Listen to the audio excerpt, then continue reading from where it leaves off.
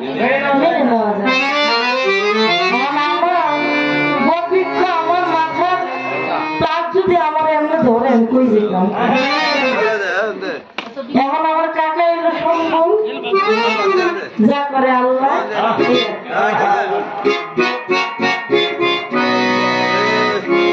যাক আমি একটি তাকে জিজ্ঞাসা রেখেছিলাম বাজারের কাছে। আসলে সত্যি কথা, দয়ালের কাছে কোনো জিজ্ঞাসা হয় না, তার কাছে আর্জি রাখা যায়।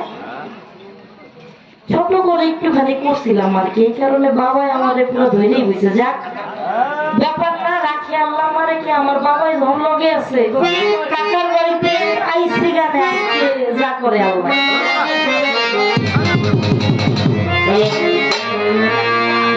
আমি যা জিজ্ঞাসা করেছিলাম বাবার কাছে, আর্জি রেখেছিলাম, বাবা অতি সুন্দর করে আমাদেরকে বুঝিয়েছে নাকি? আপনারা বুঝছেন তো নাকি? যাক, কারণ এই গানটা হলো এমন একটা গান, বাউল গানের কথায় কথায় বিচার করতে হয়।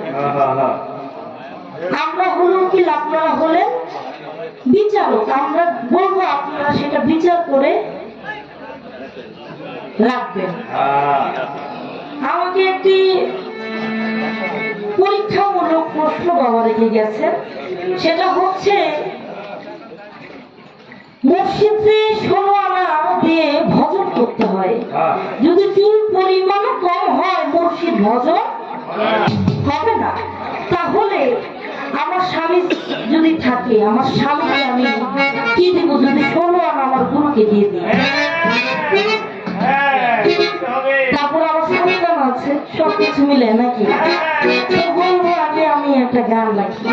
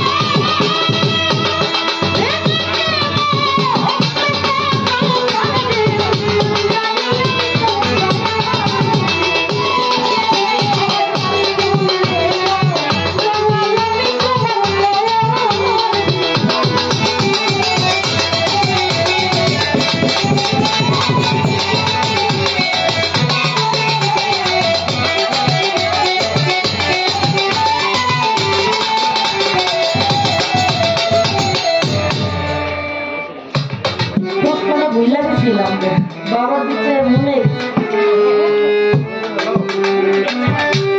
বাবা কি কথা বললে শিষ্যর কোনো গুরুকে জিজ্ঞাসা করতে পারে না, গুরুর কাছে রাখতে পারে, প্রার্থনা করতে পারে। আচ্ছা বাবা, মা পেটে যখন একটা সন্তান আসে 10 মাস 10 দিন গর্ভে থেকে দুনিয়াতে আসে, আসার পরে সেই সন্তানটা যখন মুখের কথা বলে তখন প্রথম কি বলে? মা মা মা মা, নাকি? সেটা শিখাই দেওয়ার জন্য তার একজন মানুষ প্রয়োজন, সেটা হলো তার গর্ভধারণী মা। কয়েকদিন পর যখন বাচ্চাটা আরেকটু বড় হয় তখন ওই মাটাই তাকে শিখায়, বলো তুমি বাবা বাবা বাবা। তখন সন্তানটাও নিষ্পাপের মতো চেষ্টা করে বাবা বলার জন্য, দাদা বলার জন্য, দাদা দাদা, নাকি বলেন? বলে না? তো শিষ্য হলো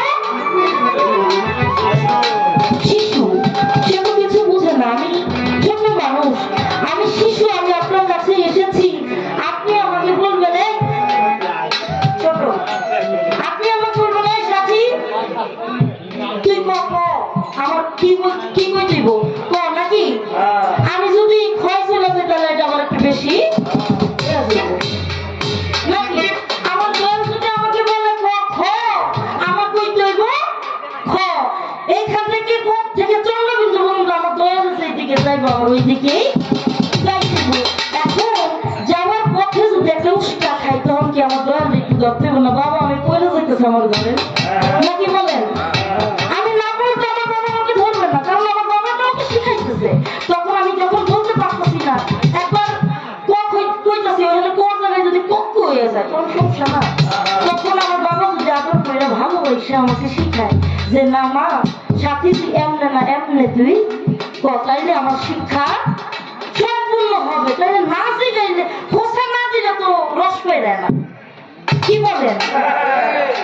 মৌমাছের চাক আছে না, মৌমাছের চাকে যখন আপনি দেখবেন খোসা দিবেন তখন এখানে মাথায় একটু আসে কি রস আসে, তখন যারা নাকি মধু আনে তারা একটু চেক করে দেখে, একটু খেয়ে দেখে যে এটা হয়েছে কিনা। তো আজকে আমি আমার দয়াল একটু খালি খোসা মারলাম, আমার দয়ালে আমার একটা ধৈর্য, আমি উত্তর দিব আগে একটি গানের কথার মধ্যে আমি একটুখানি জানতে পারলাম। বাবা বললেন যে প্রেম করতে হলে, মুর্শিদ ধরতে হইলে তাকে স্বয়ং দেখে তারপর ধরতে হয়, নাকি? এই কথা সেই প্রেক্ষাপটে আমি একটুখানি বাবার কাছে আমার আর্জি থাকবে, জানার বিষয় থাকবে। আচ্ছা, ওয়াজ কর্মী পাগলারে আপনারা সবাই চিনেন না? পাগল হইয়া